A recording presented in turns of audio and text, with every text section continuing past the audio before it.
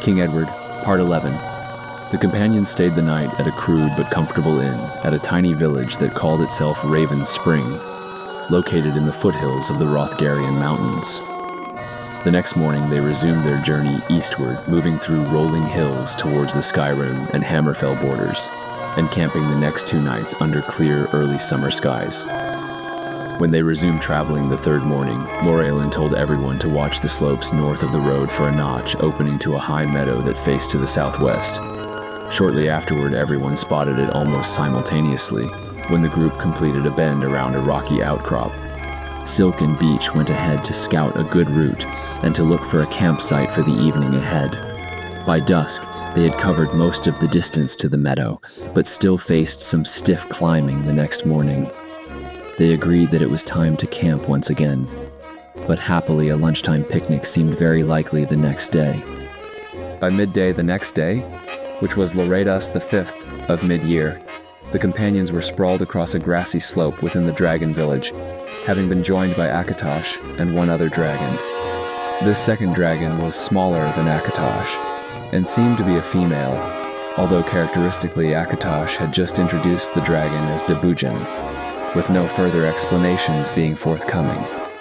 The 2 dragons politely chatted with the humanoids as they enjoyed their repast, though Debujin flew off afterwards, to arc gracefully above, and then swoop down upon a steer in a grassy field some distance away. Akatosh had been watching Edward's reaction to this and asked, "Why did you flinch, Edward?" Debujin had not eaten recently and really behaved no differently than you just have. Edward replied with a small smile, "I don't think that our meal was quite that violent in nature." Akatosh returned the smile, but then responded, "A good reminder, then, that we are only similar, rather than the same." Edward paused, squinting into the mid-afternoon sun, and then turned to the golden dragon. "Akatosh, why did you choose this spot for your village?" "Well, it was high enough up into the mountains to suit us, but flat enough for raising the cattle with trees for the deer, and it is very defensible for all of us. There is plenty of room for the humans to build their ranches and farms, and the elves are quite comfortable in the dense trees along the cliff edges. The Adits in the surrounding cliff faces provide us the access to our lairs, which we have located within the mining tunnel system. All in all, an ideal site for such an experiment involving this many races of beings. It even opens to the southwest, providing reasonable warmth for the smaller beings, with some protection from the elements during the colder months." Edward responded, "It is difficult for me to get used to the notion of a village without some central concentration of buildings, but perhaps these will be developed in the future, at least a few buildings for meetings and socializing.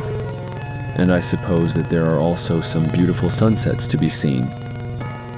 The dragon smiled again, but replied, "Quite so, but I am the only one of the dragon kind to show any interest, and that was not a legitimate consideration when we chose this site." Then wistfully, "I wish that I could assemble the words to describe some of them. I have attempted this many, many times, but the results just are not very admirable." More briskly, "And by the way, we do intend to erect a meeting hall for the humanoids, and also some stores for barter and other exchanges of goods." Moraelin had wandered over and seated himself, and he asked with a notable absence of the usual humanoid respect for dragons, "Whatever possessed you to attempt such a crazy experiment, Akatosh?" The dragon paused thoughtfully, and then replied, "As is my wont, I had been analyzing, in this case one might say the history of dragon behavior. Clearly our lengthy contest of resistance to these new Aurelian gods was futile, but it took many of our generations for us to realize and accept this. Then our next pattern was to isolate ourselves, even from each other, and to resist intrusion from any and all beings. The exception, of course, was to mate among ourselves and procreate our race. However, aside from that one activity, we fought any and all for our precious privacy, and really for no good reason, except that we can be an especially stubborn race.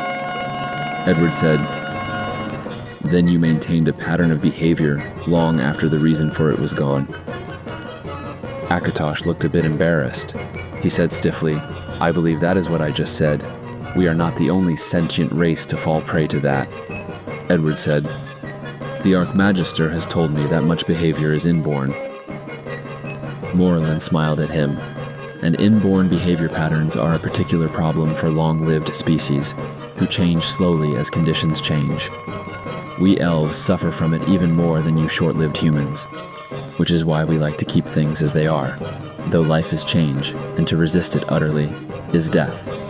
Dragons live far, far longer than even elves, and in consequence, breed even more slowly. Still, who can say what alterations being born into a social setting may produce for good or ill in dragon behavior? Elira had by this time joined the conversation and observed, "The Daedra must have been long pleased with dragon behavior." Akatosh responded, "Perhaps so, but I approached our queen with this suggestion more so because it seemed clear to me that, as a race, we had fallen into a stasis, and we needed to break this shell in order to invigorate ourselves." She didn't quite agree with me, but perhaps because of my reputation, she told me to go ahead and make this attempt.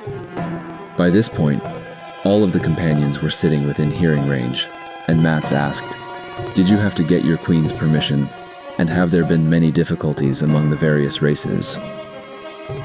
Permission is not quite accurate in this case, Mats. Being the beings that we are, it was more so that I was obliged to tell her of this, so that she would have the information.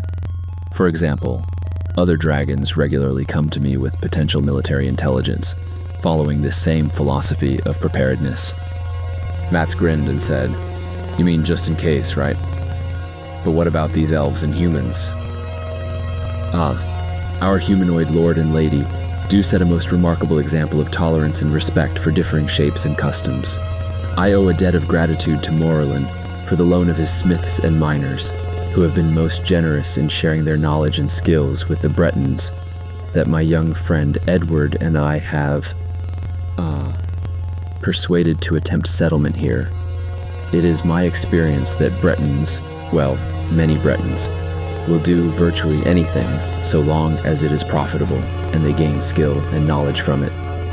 The Nordic lust for individual honor and glory makes the mithril armor and weapons produced here extremely profitable, to a sheer genius that inspired Elira to insist that we sell only to the nobility, while the delving opens new tunnels and provides access to that which we dragons require. Akatosh smiled a little slyly. He was very reticent on the subject of exactly what dragons required. Beech and Willow have made it known among their people that wood elves are welcome here, so those who have long missed their ancient high rock homes have returned to these hills.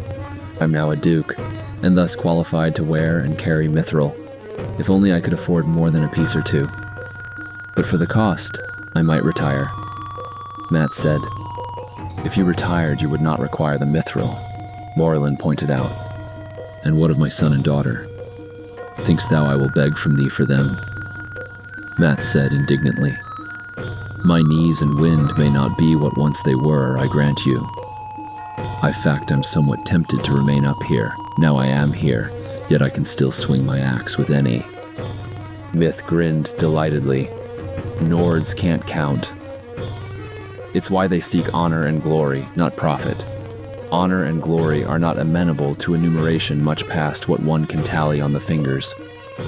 Mets, if thou art but 39, thou wert the largest 10-year-old humanoid I ever met or hope to meet." "But what then are these benefits to those who neither delve nor smith?" Mats persisted, ignoring his old friend. "I would think that many would be terrified to live so close to such formidable beings." Matt spoke the last of this with a sly grin. "Well, on the other hand, the presence of the formidable beings means that they are certainly well protected, and this area is surprisingly fertile, so the crops seem to be growing well, and although they provide the meat for us, we allocate 1/5 of each herd to them for their own consumption. We've also been finding out what I have long suspected. The 3 sets of races, when combined, fight much more effectively than the sum of each when considered in isolation. That is, each race covers or cancels weaknesses of the others. At least it is certainly true that the local goblin population has been drastically reduced in a very short period of time. "Aye," Edward responded. "So, Morrilan proved in Morrowind." "With a bit of help from his friends," Morrilan acknowledged. "I reap the praise, but in truth, I'm little more than the standard they wave. And at times I feel more like the target they set up." A wave of laughter greeted this remark. Edward persisted. "With you and the others up here, Akatosh, I feel my borders are well guarded. Should Skyrim ever feel the urge to move its borders west again?" Aliera asked, "Was it easy to convince the other dragons to move to here?"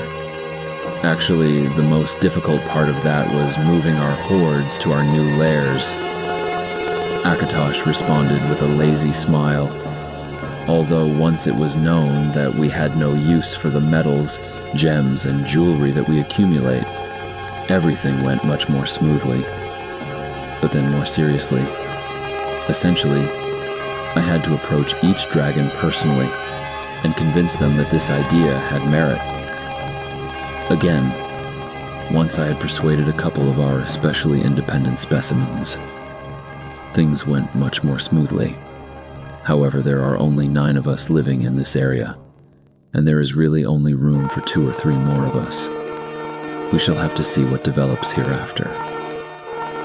Aliera now observed, "I think that now the gods and goddesses might look very favorably indeed on dragon behavior." "That may be so, Aliera. But again, that was not really why this was done. Besides, they still may remember and resent our long opposition to them." Beach asked deferentially, "But what is the name of this village?" Akatosh sighed, and then responded, "I fear that we shall never reach a decision, since each race has decided opinions in that regard. Perhaps once the initial building phase is completed, we will able to be more contemplative about such matters." Beach replied, "That just doesn't seem right. Everywhere should have a name, shouldn't it?" Willow chuckled, and then said, "Perhaps to us this is so, but who knows how dragons think, and I'm sure that the humans and elves will squabble over the style of the name, besides the specifics of it." Morrilan interrupted with great drama. "Surely you don't mean to imply that an elf can be overly stubborn?" And the discussion dissolved into a period of laughter and teasing amongst the group. Presently Akatosh said, "I favor the name Section 22. Beach stared at him. "Akatosh, I see what thou dost mean about thy difficulties with the poetic. If you will allow my frank opinion, that is the single worst village name I have ever heard." Akatosh sighed gustily, then pardoned himself hastily to Beach. Humanoids found dragon size quite unpleasant, and sometimes actually hazardous. "Then thou seest what I mean by differences. To me it is very meaningful, and most appropriate. Is Section 16 any better as a name? Not? Then is it the word section that offends you? In what way is it inferior to keep, or reich, or glen, or hold?" Edward said, "But Akatosh, a name should make some sense. At least humans think so. You should have 21 other sections first if you're going to name this place 22. "Really?" Akatosh said, "Why is that? Are not all numbers equally valid? They serve well to distinguish one place from another. There could be many Greenvales, for instance. I myself know of 4 such villages. The number 22 does appeal to me, aesthetically, as well as possessing some sense, at least to me." He smiled secretively. Morrilan said, "I think Lord Akatosh is enjoying what some call an in-joke. Were I so rash as to instruct a dragon in manners?" "Who," Silk said, "would e'er accuse Morrilan of being rash?" A bit later, Edward asked Akatosh, "Do you think that we could play a game or 2 of battle?" I brought the board and playing pieces with me. Morrilan interrupted, "I'm afraid that Akatosh and I must discuss some matters this evening, and you'd only lose again anyway. he added with a fond smile. Edward replied, "But I can beat everyone else. Akatosh, will I ever win a game with you?" "No, Edward, you won't." And Akatosh was slightly bemused by Edward's startled expression, and then the hearty laugh that quickly followed it. "That wasn't very diplomatic of you, Akatosh. But why won't I ever win?" "Because I have been playing for much longer than you have, Edward, and so long as I continue to play, you will not be able to catch up to me. Besides, this game is what I am starting to think of as a bounded problem, and that sort is most easily dealt with." "What do you mean by a bounded problem, Akatosh?" asked Mats. "That is a problem that has a countable number of possible actions and results, Mats. There are only 81 squares on the board, and each side has exactly 27 playing pieces. Each piece moves in a specific way, and so on." "But the game is like a real battle, isn't it?" asked Sass. "No, it is very good practice for learning and for thinking about how to execute a battle. But my elven archers never become tired or demoralized, and my master mage always does what I want. Such things seldom happen in a real battle." Morielin nodded in agreement and asked with mock slyness, "Then what is an example of an unbounded problem?" "Certainly a real battle, but also to me a poem is an unbounded problem." "But any poem can be analyzed, Akatosh," Aliera said chidingly. "Of course, but only after it is written. I am unable to define or bound the act of writing it, though. That is, the act of creating it. If I start to write a poem, there are so many possibilities. And then, Riley, I never get beyond the first line because I start imagining all the things that I could put into the beginning, and